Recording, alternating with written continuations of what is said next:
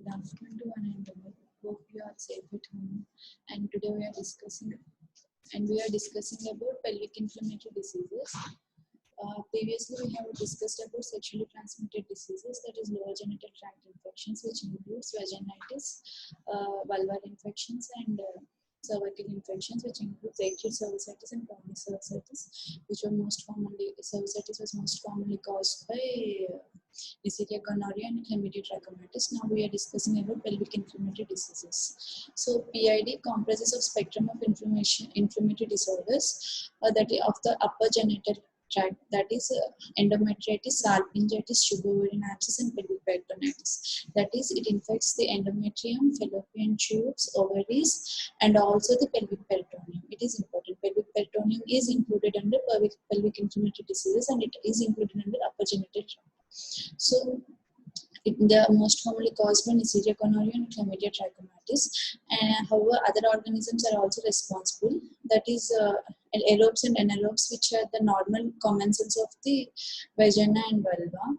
That is Giardia, Haemophilus, influenza, and gram-negative rods, and Streptococcus agalactiaceae, and have been associated with PID. And Mycoplasma hominis and Ureaplasma urealyticum are also included. So what is the definition of PID? It is important. It is being asked frequently. PID is an inflammatory process of infectious etiology which shares a common epidemiological profile which specifically involves at least the uterine and all the fallopian tube sites, which may result in relatively comparable long-term sequelae.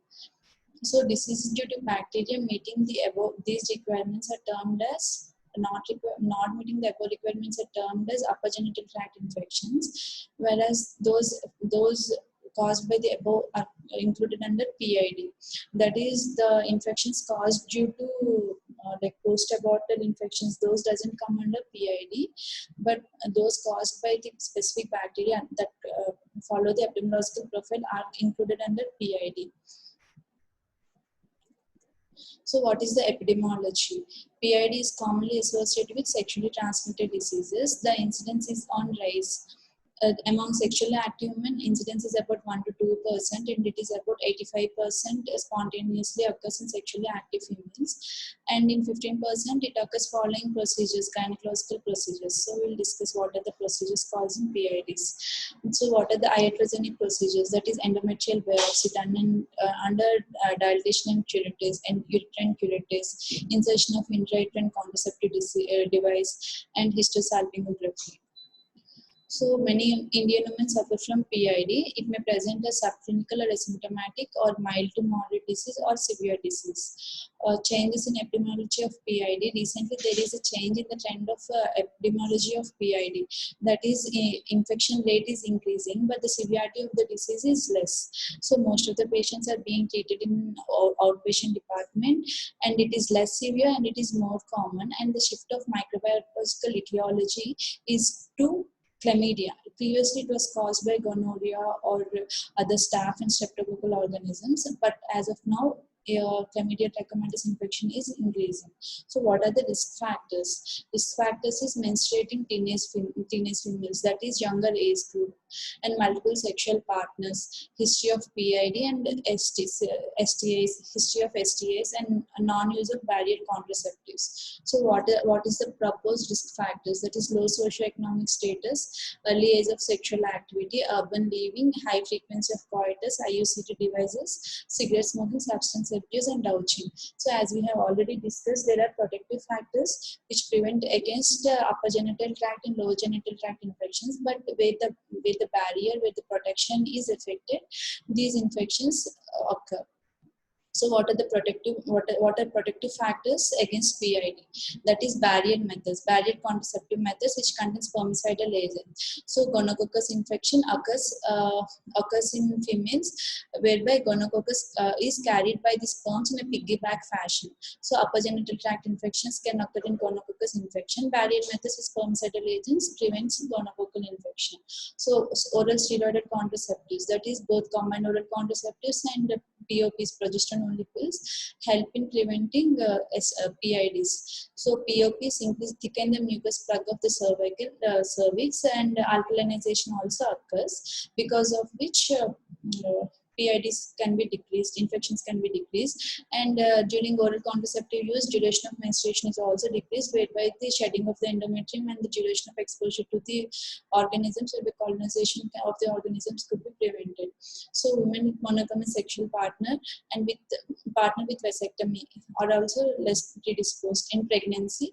And in pregnancy, there is though pregnancy is an immunocompromised state, there is thick cervical mucus plug under the effect of estrogen, under the effect of progesterone, whereby there are less chances of infections. And in menopausal women, and in it is uncommon women who are not menstruating and husband is agiospermic. So agiospermia and vasectomy, they will help in preventing gonococcal infections, that is ascending infections. Sperms are the vectors. So acute PID is usually polymicrobial. The organisms can be classified under two categories, that is primary organisms and secondary organisms. Primary organisms are sexually transmitted, that is Neisseria gonorrhea and Chlamydia trachomatis. These are the organisms causing acute and chronic cervicitis. And the other organism, which is STI, is Mycoplasma hominis. So Neisseria gonorrhea, Chlamydia trachomatis, and Mycoplasma hominis, all these three come under STI, primary organisms. So what are the secondary organisms? These are opportunistic infections, that is they are normally found in the vagina. But because of decrease of the protective factors, that is during menstruation, and because of usage of iatrogenic procedures, these cause infections. They are aerobic organisms, that is non-hemolytic streptococci, E. coli, group B streptococcus, and staphylococcus. Anaerobic organisms are bacteroid species, Fragilis bacteroid species, Streptococcus. So what are the secondary organisms causing PID? They are opportunistic infections, and they are normally found in the vagina. They are staph, strepto, and bacteroids, but not Dodolins. Dodolins is protective, it doesn't cause any infection. So what is the mode of transmission? Mode of transmission is there might be ascending infection, that is canalicular spread might be present.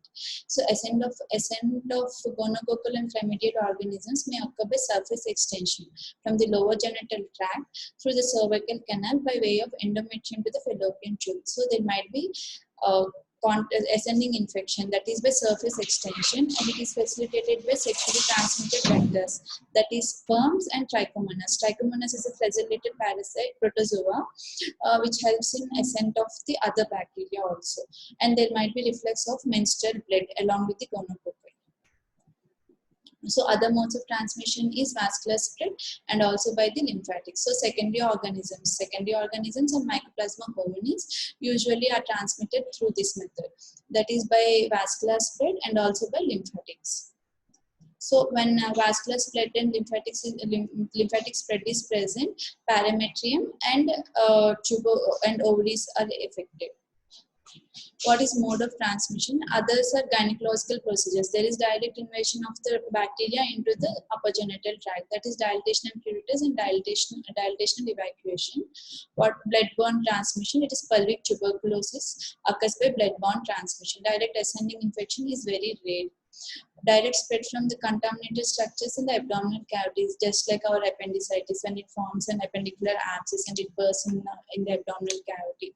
Our pelvic peritoneum, fallopian tube, and ovary will be affected, and in cholecystitis, which may become infected.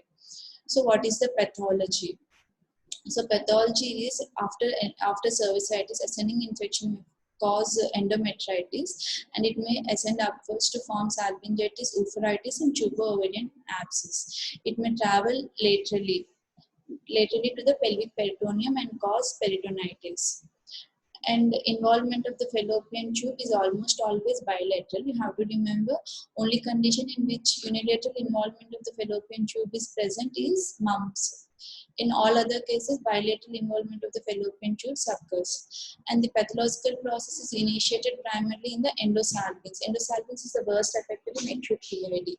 It usually follows menses due to loss of genital defense and gross destruction of the so the endosalpinx consists of epithelial cells, cilia, and the microvilli. So gross destruction of these structures occur, whereby acute inflammatory reaction occurs, and all the layers, that is mucosa, muscular layer, and serosa, all three layers of the fallopian tube are involved, and the tubes become edematous and hyperemic because of inflammation. There is Peyler, Rupert, Dollar, and Keller. So there will be edema and hyperemia, and there will be exfoliation of the cells, and exudates pour into the lumen and agglutinate the mucous folds. So endosalpinx consists of epithelial cells, cilia, and microvilli. So these microvilli are the mucous folds which gets agglutinated because of exfoliated cells in the exudate, which is formed because of hyperemia, because of inflammation. So the abdominal ostium is closed by edema and inflammation, and the uterine ostium becomes congested. So the opening of the fallopian tube, which is present towards the uterine cavity, which is attached to the uterine cavity, is closed because of hyperemia, edema, and congestion. And the abdominal ostium, which has fimbriae, is get closed because of edema and inflammation. And depending upon the virulence of the organism, there might be watery or purulent exudate into the fallopian tube. If there is watery exudate, it presents as hydrosalpinx. If it is purulent exudate, it may present as pyosalpinx. So we will discuss hydrosalpinx separately. It may present as hydrosalpinx or pyosalpinx. And depending upon the penetration of the organism and destruction of the fallopian tube, if there is deeper penetration, it may cause oophorytis, that is infection of the ovaries, tubo-ovarian abscess, peritonitis, or pelvic abscess. If the pus goes into the peritoneal cavity, it may form peritoneal abscess. If gets organized within the fallopian tube and the ovary, it may cause tubo-ovarian abscess. And it results in 2 to 3 weeks with or without chronic sequelae. So what is the diagnosis? Diagnosis of acute PID is difficult because of wide variation and non-specific nature. It is not caused by any specific organism, and it doesn't present with the similar symptoms. Wide variation of symptomatology is present. So many women with PID have subtle or very mild symptoms. So most of them are asymptomatic. Some may present with mild to moderate. So clinical features are important for you because a diagnosis of PID usually is based on clinical findings. Delay in diagnosis and treatment probably contributes to inflammatory sequelae in the upper reproductive tract.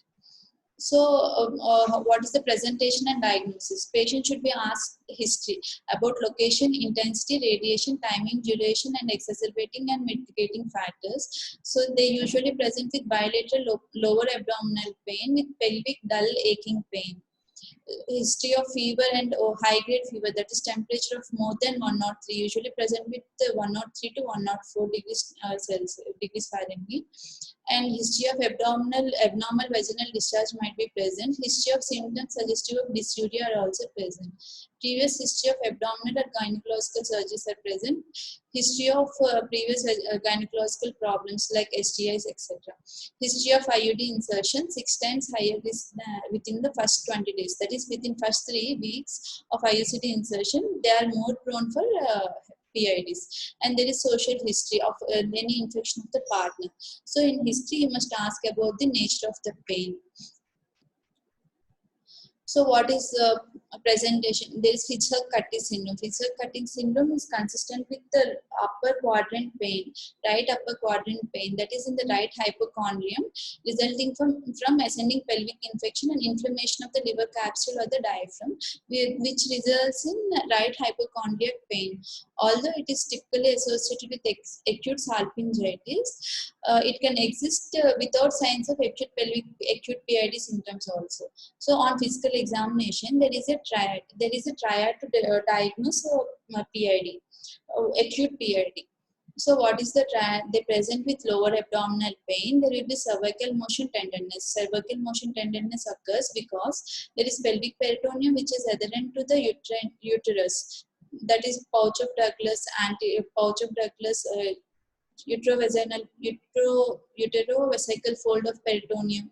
These are closely attached to the uterus, whereby movement of the cervix causes movement of the uterus, and which causes movement of the pelvic peritoneum, which leads to cervical motion tenderness. And there might be adnexal tenderness, that is cornicial tenderness might be present. Adnexal tenderness or adnexal mass might be present in PID, which is because of inflammation, that is because of salpingitis. It may present as adnexal tenderness. So the triad is lower abdominal pain, cervical motion tenderness, and adnexal tenderness.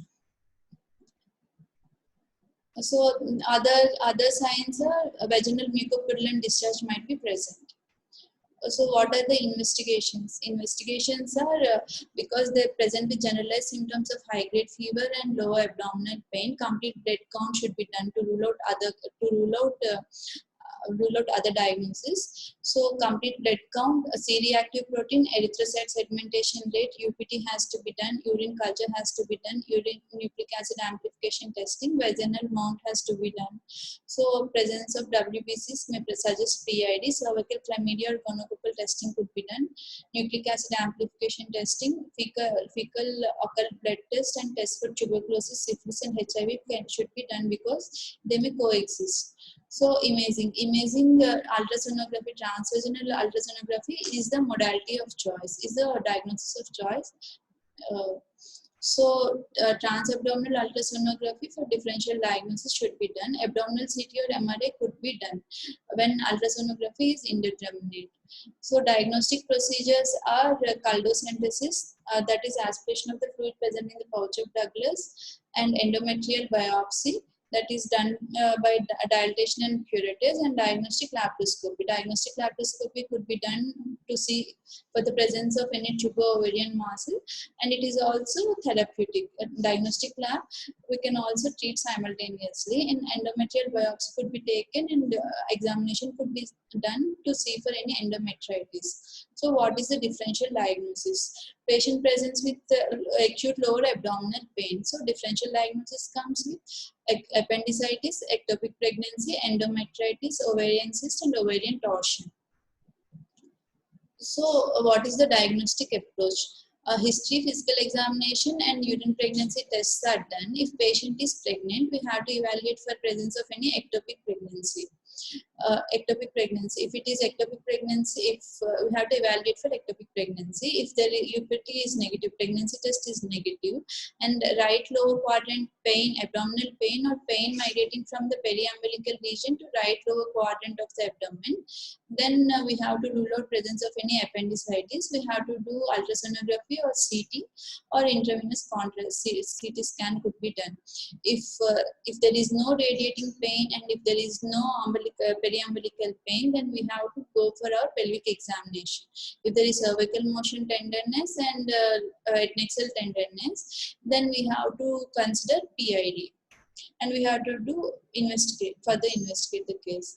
And if there is a mass and pelvic examination, so if there is mass and pelvic examination, we have to rule out ovarian cyst, ovarian torsion, degenerating uterine fibroid, endometriosis, which could be done by ultrasonography. If there is no pelvic mass, then the other structure present near to it is bladder, and dysuria and WBC on urine analysis are present, then evaluate for urinary tract infection and pyelonephritis. If it is not present, then you have to do transvaginal ultrasonography for any other diagnosis. So what is the probable differential diagnosis? In women of reproductive age, gastrointestinal causes of all acute pain abdomen should be ruled out.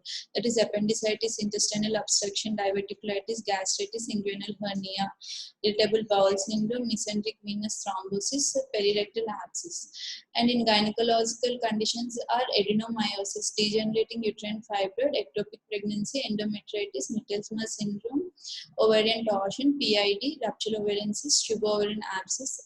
And in urinary causes are cystitis, pyelonephritis, urethrolethiasis, and others are dissecting aortic aneurysm, lead poisoning, malingering, narcotic seeking, porphyria, sickle cell crisis, somatization disorder. So what are the gastrointestinal causes, gynecological causes, and urinary causes? So in pregnant women, corpus luteum hematoma, ectopic pregnancy, endometritis, because after delivering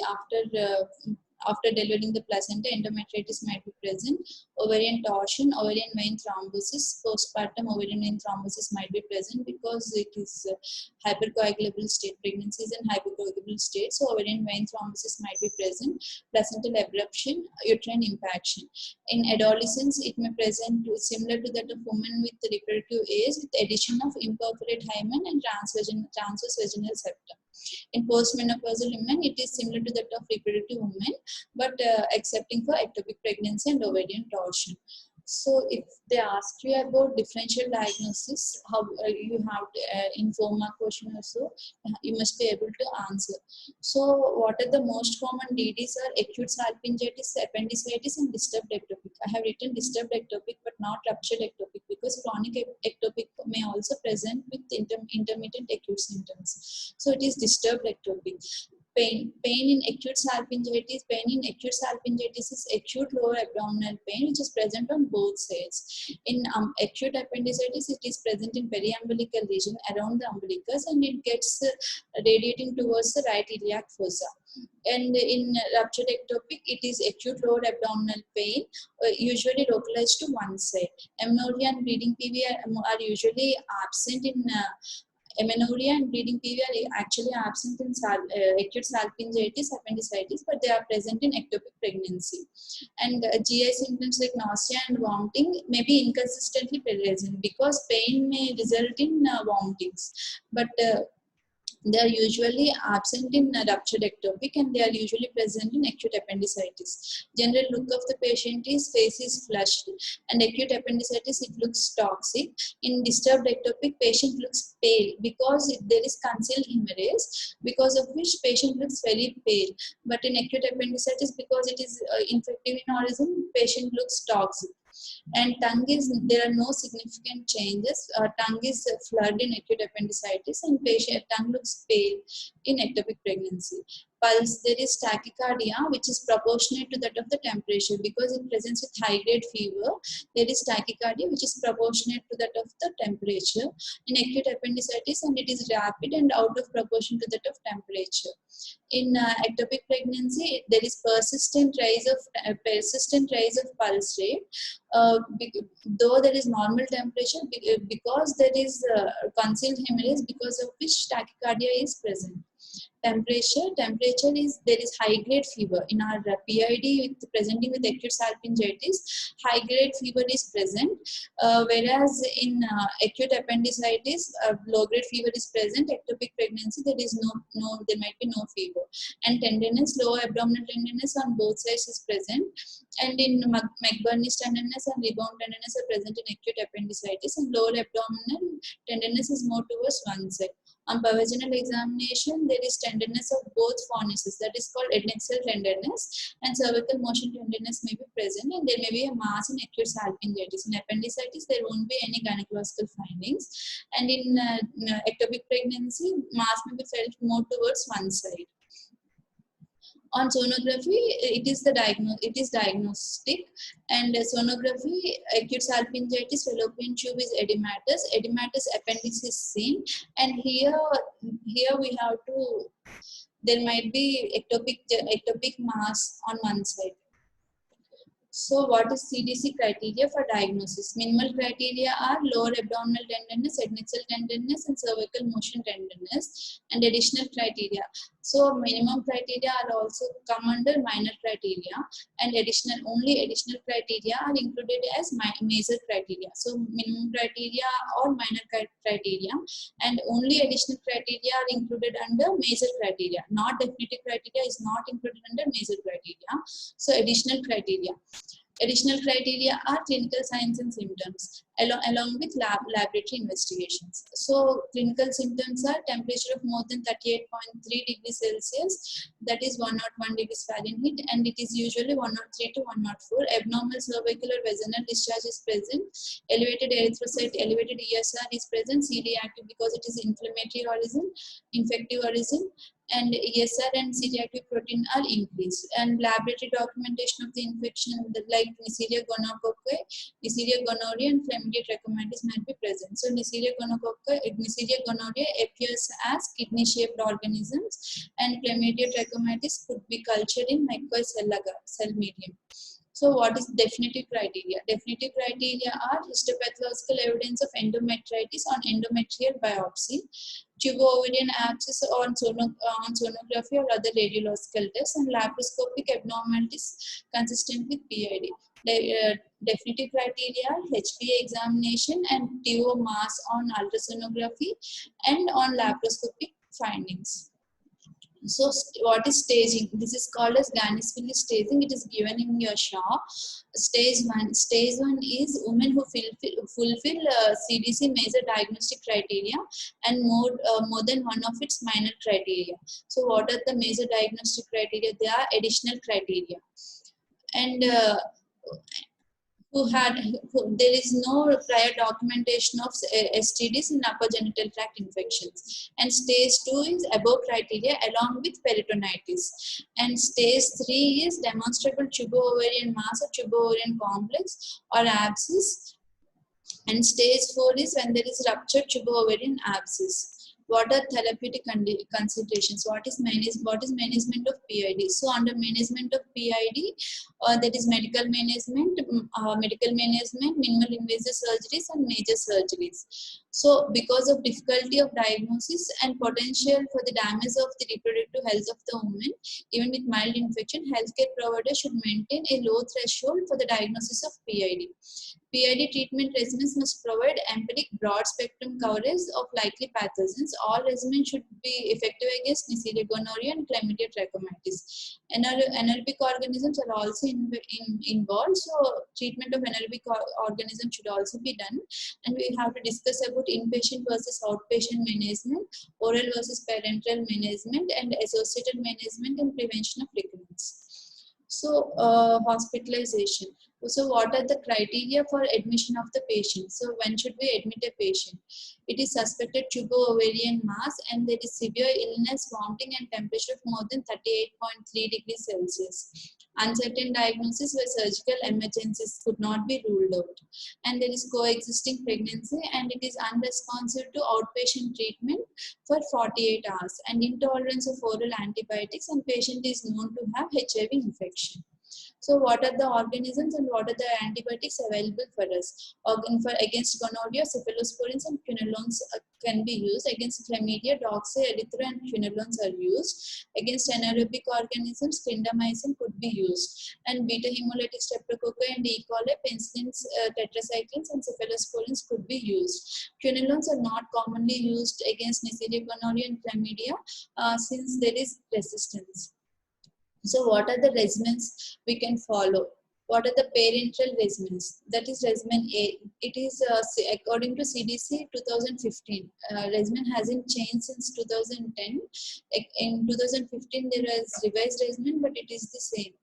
So it is cefotitan 2 grams IV every 12 hours or cefoxitin 2 grams IV every 6 hours plus doxycycline 100 milligram orally or IV every 12 hours. So these regimens are commonly asked. This is important. And what are the parenteral regimens? That is cefotitan or cefoxitin. You can also give ceftriaxone. Cefotitan 2 gram IV every 12 hours. It is not properly given in your SHA. If you want, you can download it from your net, or like you can find CDC 2015 guidelines for PID, or you can refer Datta textbook. Cefotitan is 2 gram IV every 12 hours or cefoxitin 2 gram IV every 6 hours plus doxycycline 100 milligram orally or IV every 12 hours. Because of the pain associated with intravenous infusion of doxycycline, it should be administered orally wherever possible. Oral and IV doxycycline provide similar bioavailability.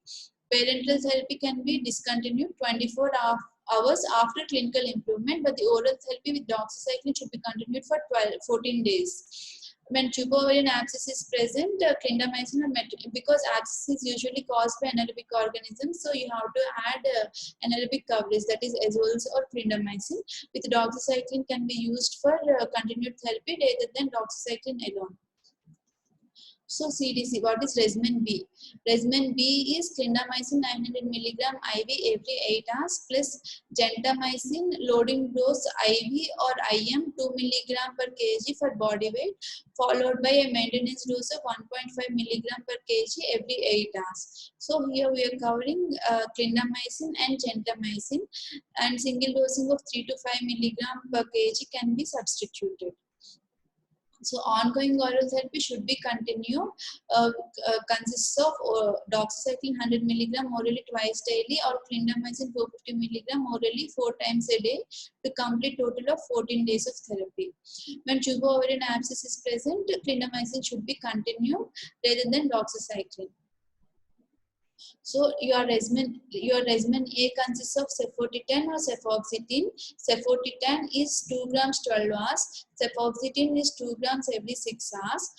And plus doxycycline 100 milligram orally or IV BD. That is, doxycycline is always given in BD dose for 14 days. And in regimen B, clindamycin 900 milligram every 8 hours plus gentamicin IM 2 milligram per kg body weight followed by maintenance doses. Along with it, doxycycline and doxycycline could be given, or maintenance dose of clindamycin can be given. So what are the alternate regimens available? If patient is allergic to both clindamycin and gentamicin or cephalosporins, we can give ampicillin or sulbactam 3 gram IV every 6 hours plus doxycycline 100 milligram orally or IV every 12 hours. So ampicillin or sulbactam plus doxycycline is effective against chlamydia trachomatis and Neisseria gonorrhea and anaerobes in women with tubo-ovarian abscess. So what are the oral regimens available? So what are the oral regimens when there is no indication for admission? That is, when there is no high-grade fever and the patient is responding to oral medication properly, and there is no suspicion of any pregnancy or any appendicitis, then you can give the oral medication and you can send the patient home. So what is regimen A? That is ceftriaxone 250 milligram IM stat dose is given, IM single dose is given, and plus doxycycline 100 milligram orally twice daily for 14 days with or without metronidazole 500 milligram orally twice a day for 14 days. So in oral regimen A, ceftriaxone 250 milligram IM in single dose plus doxycycline with or without metronidazole. In oral regimen B, cefoxitin 2 grams IM single dose, cefoxitin 2 grams IM single dose, and probenecid 1 gram orally administered concurrently in single dose, plus doxycycline 100 milligram twice daily for 14 days with or without metronidazole 500 milligram twice daily for 14 days. So all these regimens look similar. In regimen A, parental regimen A, cefoxitin 2 grams. Here cefoxitin 2 grams every 6 hours is given. Here, in regimen B, cefoxitin 2 grams IM single dose is given, and probenecid 1 gram orally administered concurrently in single dose, and doxycycline is added. In oral regimen C, other parental third generation cephalosporins could be added, plus doxycycline 100 milligram orally twice daily for 14 days with or without metronidazole 500 milligram orally twice daily for 14 days. So the optimal choice of cephalosporin is unclear. Although cefoxitin has better anaerobic coverage, ceftriaxone has better coverage against Neisseria gonorrhea.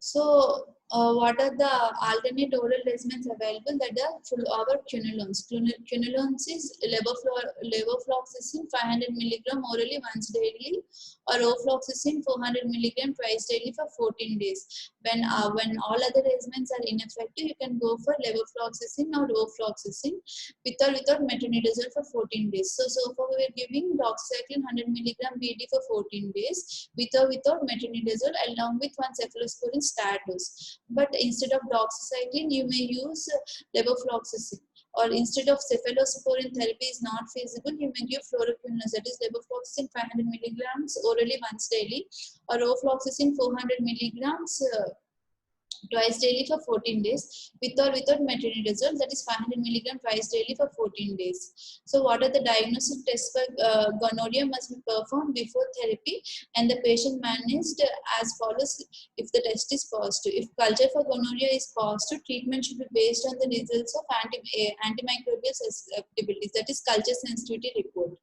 If isolate is quinolone resistant, Neisseria gonorrhea resistant, or if antimicrobial susceptibility cannot be assessed, parenteral cephalosporins are recommended. If cephalosporins therapy is not feasible, the addition of azithromycin orally as a single dose to quinolone-based PID regimen is recommended. So CDC no longer recommends cefixime at any dose as first-line regimen for treatment of gonococcus infections. If cefixime is used as alternate regimen, the patient should return after 1 week for a test of cure at the site of infection. So how will you manage and follow a patient with PID? Outpatient management. In outpatient management, we will give oral regimen, that is regimen A, B, and C. And in inpatient regimen, we will give parenteral regimens. After 3 days, we will evaluate the patient. Substantial clinical improvement, is it present or absent? Improvement can be assessed by is there any improvement of systematic symptoms like fever and generalized malaise. And if there is reduction in direct or rebound abdominal tenderness, lower patient presents with lower abdominal pain, cervical motion tenderness, and head neck cell tenderness, are these symptoms reduced with our oral medication? If it is yes, then switch to oral from parenteral after 24 hours of clinical improvement. If on oral medication, then continue the same treatment. If there is no improvement, if the patient is being treated under outpatient, then you have to admit the patient, and you have to reassess the patient and continue treatment. And repeat testing should be done after 6 months for all women who have been diagnosed with chlamydia and gonorrhea. So, what is the surgery in acute? What are the surgeries in acute PID? What are the indications? That is ruptured tubo-ovarian abscess and failed response to medical management, and there is uncertain diagnosis. And what are the types of surgeries? Colpotomy is done to drain the tubo-ovarian abscess, and percutaneous drainage or aspiration of the tubo-ovarian abscess could be done, or exploratory laparotomy could be done. So, what are all the minimal invasive surgeries available? That is colpotomy, percutaneous drainage and aspiration, and exploratory percutaneous drainage and aspiration, and ultrasound guided aspiration could be done. So you can do laparoscopic drainage of the pus and posterior colpotomy, or ultrasound guided aspiration, or percutaneous aspiration and drainage. So, extent of surgeries. Conservation. What is the use of surgery is conservation if fertility is desired, and unilateral or bilateral salpingo-oophorectomy with or without hysterectomy could be done if fertility is not desired, and drainage of abscess by laparotomy could be done. So, what is management of PID? Surgery in PID during operation, because it is an acute infection, patient may land up in septic shock, and there may be injury to small bowel because of adhesions, and there might be injury to the rectum. So what are the post-op complications if surgery is done in PID? That is pus again getting collected in POD, pouch of Douglas, or there might be chest empyema, septicemia, septic shock, rectovaginal fistula, because there is a lot of inflammation and congestion in pelvis. So it may form rectovaginal fistula, wound abscess or infection, pneumonia, or renal failure or liver failure may be present. So along with medical management, what is needed? General management of the patient is advised rest at hospital or home, and abstinence from sex till complete cure is achieved, and anti-inflammatory treatment. It is an inflammatory disease, and estrogen progesteronics are used. Because the contraceptive effect is present, and they also protect the ovaries against inflammatory reaction, and cervical mucus induced by the oral contraceptive pills is effective. So what is general management is you have to give rest to the patient, and abstinence from sex, and anti-inflammatory drugs, that is paracetamol and analgesics should be given, and estrogen progestin should be given. PID management of the partner should be treated in PIDs. Male sex partners of the woman with PID should be examined and treated if has sexual contact with patient during the last 60 years preceding to the onset of symptoms. So, in special considerations are in pregnancy, maternal morbidity rate might be increased because of PID, and there is chances of preterm delivery because during infections there is release of prostaglandins whereby are the source of induction of labor. So management is hospitalization, pregnancy. So we have discussed already pregnancy.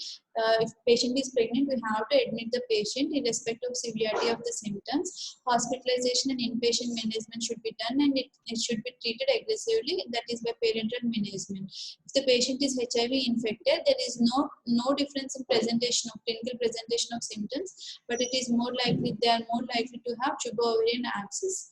And the microbiological findings are also similar in HIV, except that infected women have higher rate of concomitant Mycoplasma hominis candida.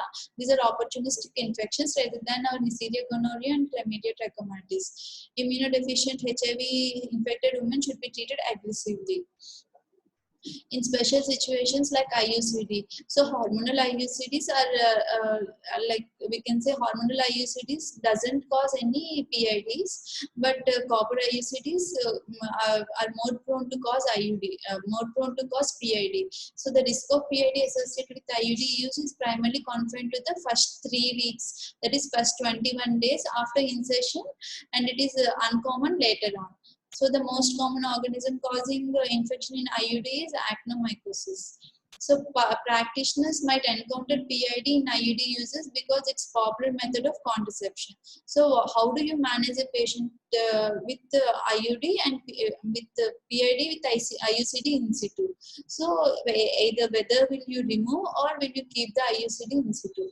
So evidence is insufficient to recommend the exact protocol, whether you have to remove or not. But caution should be exercised if IUCD remains in place and close clinical follow-up is mandatory. If improvement is not seen within 72 hours of starting treatment, then removal of IUCD is considered. No data have been collected regarding treatment outcomes by the type of IUCD. So IUCD might be removed or might be kept in situ. PID is not an indication for removal of IUCD. So in postmenopausal women is considerations are PIDs are rare in these women, and extragenital pathology in addition to genital tract malignancies must be considered in these patients, and most commonly due to iatrogenic causes. It is not typically associated with organisms causing STDs. Organisms most commonly encountered are E. coli, Klebsiella. So only opportunistic organisms can cause infections. Anaerobic organisms are most commonly found, and tubo-ovarian abscess is common. Management is patient is given inpatient and parenteral management. Surgical exploration may be done if patient is not responding within 48 hours, and management should be aggressive because morbidity rate is high. What are complications? Complications are dyspareunia might be present, and infertility is the most common complication with the Neisseria and Chlamydia trachomatis. So infertility is due to tubal factor, that is fallopian tube may land up in pyosalpinx or hydrosalpinx or chronic pyosalpinx, whereby normal microenvironment of the fallopian tube is lost. Increased risk of ectopic pregnancy is present because the epithelium and the cilia within the fallopian tube are distorted, whereby the transport of the ovum and the blastocyst could not be done, and gets implanted within the fallopian tube. And formation of adhesions or hydrosalpinx or pyosalpinx and tubo-ovarian abscess could happen. Chronic pelvic infection may land up in chronic PID due to recurrent or associated pyogenic infection or TB. Chronic pelvic pain and ill health. So what is chronic pelvic pain? chronic pelvic infection. It occurs it occurs following pelvic infection or low grade infection or tubercular infection. Tubercular infection will be dealt separately in genital tuberculosis in the next class. And now we will discuss because of pyogenic origin. So what is the pathogenesis? Both the openings of the fallopian tubes are blocked with damage to the structures. This can result in hydrosalpinx or pyosalpinx. So recurrent peritoneal surface infection can result in either flimsy. You have to remember, in gonococcal infections, the adhesions are very flimsy, very thin. Whereas in non-gonococcal infections, there will be dense adhesions. That is, fallopian tube is densely adherent to the surrounding structures in non-gonococcal infections. Whereas in gonococcal infections, there are flimsy adhesions with the surrounding structures. Resulting fibrosis affects surrounding structures and may result in frozen pelvis. Chronic, what are the symptoms? Patient presents with chronic dull aching pain and dyspareunia, congestive dysmenorrhea. So congestive dysmenorrhea. So in chronic pelvic pain, pain usually is more just prior to and just after menstruation. There is lower abdominal pain, menorrhagia, vaginal discharge, and infertility. What are the signs? There is tenderness in one or both the iliac fossa and irregular tender pelvic mass might be present. On pervaginal examination, the findings are the same, that is cervical motion tenderness and adnexal tenderness are present. On rectal examination, involvement of the parametrium and the uterosacral ligament could be elicited. So what is the pathology? It may form hydrosalpinx. It may form hydrosalpinx, chronic pyosalpinx, or chronic interstitial salpingitis, or chronic tubo-ovarian mass, tubo-ovarian cyst, or in tuberculosis. We'll discuss it separately. So in hydrosalpinx, what happens is there is epithelium, cilia, microvilli, and thin mucus folds within the cavity of the fallopian tube. Because of the exudate, because of congestion and hyperemia, the exudate pours into the cavity of the fallopian tube, whereby distension of the fallopian tube occurs. With treatment, the exudate may become sterile. So it is filled with the sterile fluid, and the fallopian tube wall becomes thin, and the fluid is translucent. So interestingly, in hydrosalpinx, the uterine ostium of the fallopian tube is open, whereas the femoral end, that is abdominal ostium, ampullary end of the fallopian tube is closed. Because of closure of usually it is patent, but it is functionally closed. So because of closure of both ends of the fallopian tube, the pus gets accumulated within the cavity of the fallopian tube, and with the use of antibiotics, it gets sterile and it becomes watery. But the damage that occurred to the fallopian tube remains. That is functionally, it is not effective. So hydrosalpinx is thin walled, it becomes translucent, and sterile fluid, it is accumulated with sterile fluid.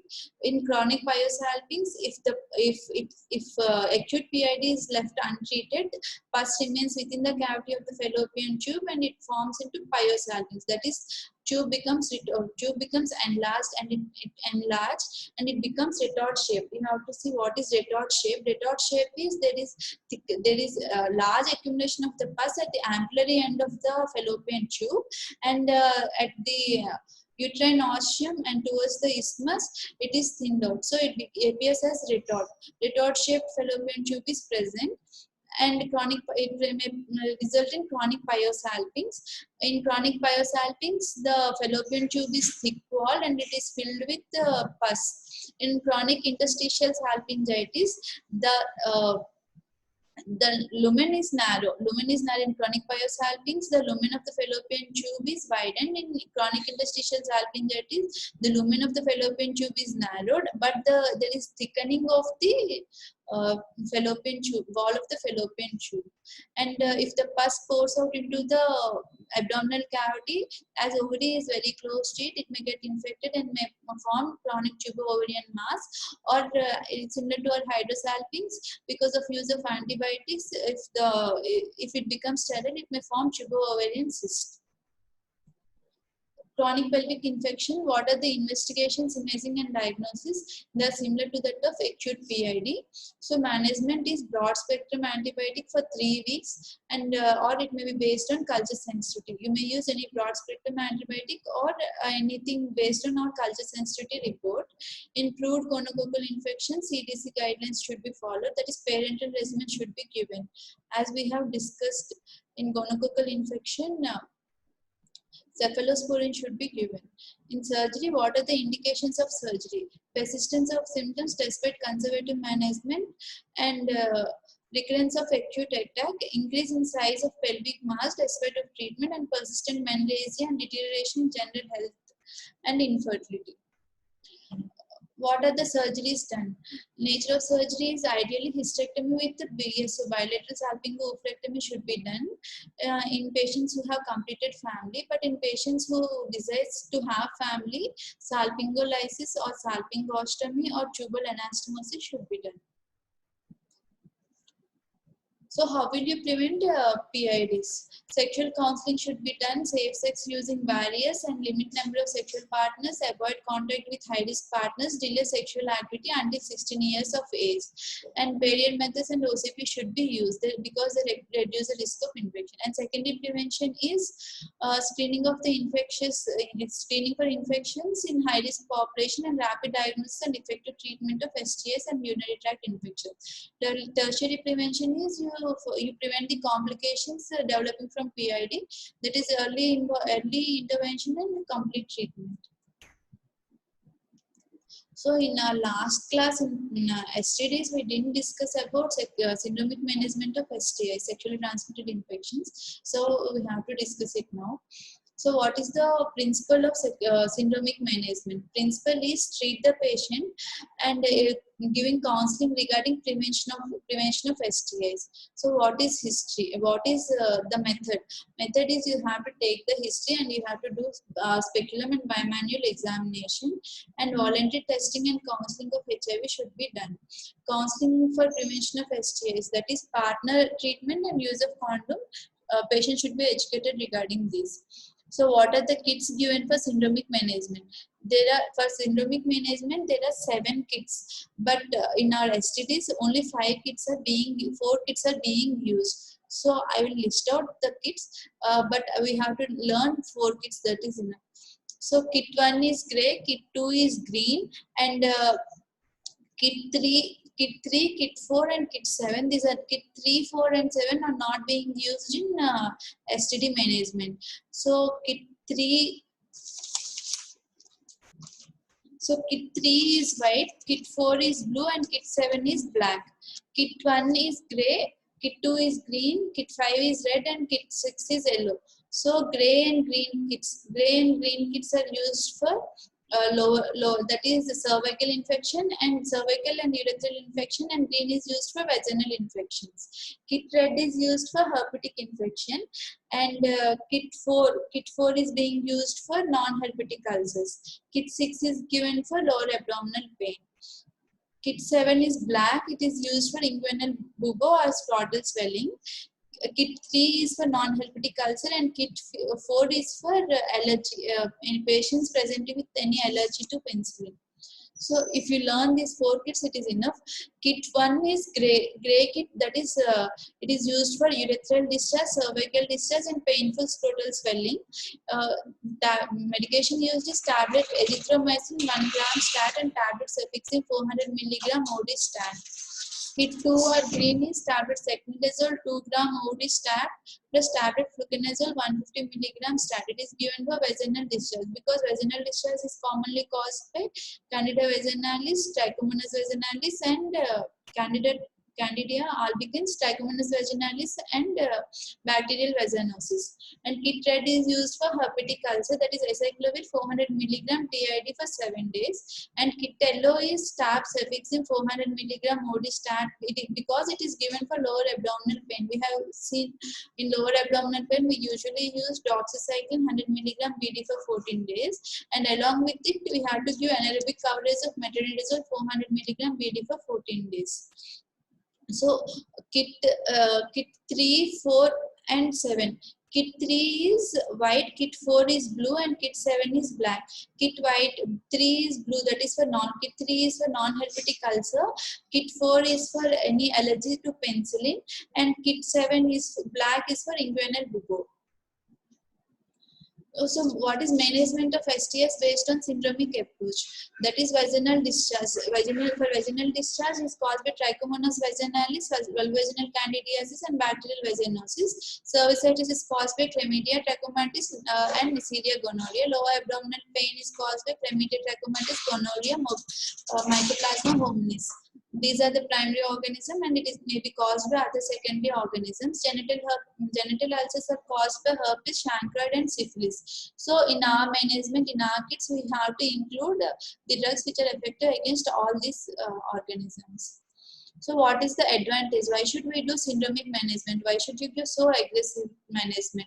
Is at the same time, along with the management, we can educate the patient regarding prevention of STIs, and counseling and treatment could be done simultaneously. So there are standard protocols which could be done in peripheries, so that you need not refer every patient to higher center, and you can give effective management to prevent further transmission of the disease, and it avoids delay and need for any lab investigation. So only syndromic management, that is based only on the clinical features of the patient, we are treating the patient, and it avoids delay and need of any lab investigations, and it prevents transmission, and that is high cure rate. So what are limitations? Limitations are we are doing over diagnosis and over treatment is being done because we are giving drugs for almost 14 days. But it is useful. It is only based on symptoms. So poor prediction rate is present. So in next class, we will discuss tuberculosis and chronic pelvic pain. And thank you.